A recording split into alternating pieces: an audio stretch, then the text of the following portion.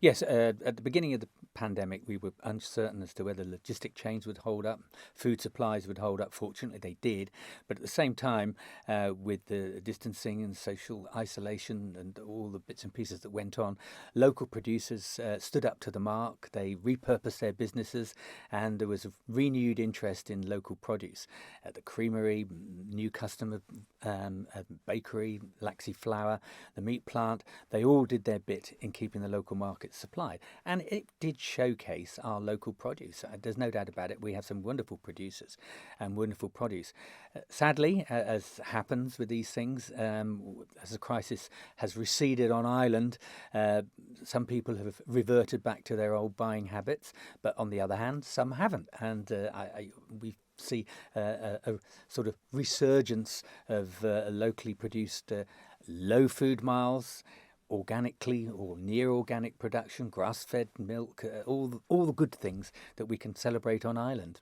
And seasonal as well, I suppose. You do see a lot more people out and about in nature nowadays as well. They've sort of followed on from the going for a walk every day, and they're going out and picking berries and, sort of foraging and things, aren't they? Which is great. Yeah, well, I think it gave everyone an opportunity to rediscover our beautiful island and our biosphere and all the rest of the things. And that trails over and it's flowing over into how we buy our meat and drinks and food generally. And you're right about seasonal produce. I mean, there's a great move towards eating things when they're in season and locally produced. Do we need strawberries in the middle of the winter that have no flavour?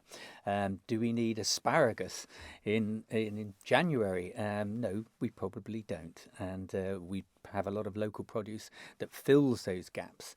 But it's seasonal, as you say. Mm-hmm. Now, we have, obviously, this event is happening at the weekend. We seem to have so much. You mentioned some of the producers over here. There seem to be a lot of sort of artisan producers as well popping up all over the place, little cottage sort of businesses, creating food and various sort of jams and pickles and all kinds of things at the minute. There's lots going on, isn't there? So how much of this is going to be showcased? What have you been able to pull together for the weekend? Well, we've got, I think, around 60 people exhibiting, from the mainline producers through to the artisanal producers.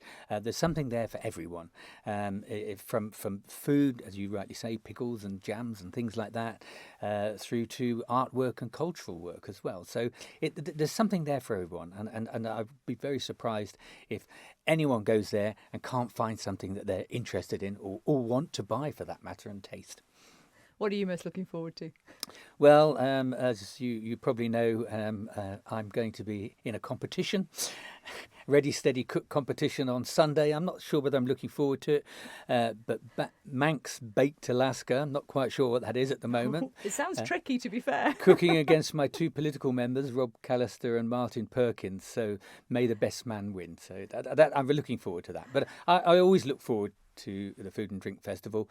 It's a great celebration of our local producers, and I will be doing the rounds of the stands, and I enjoy meeting people, seeing what they're doing, new innovation. There's always something new. Mm-hmm.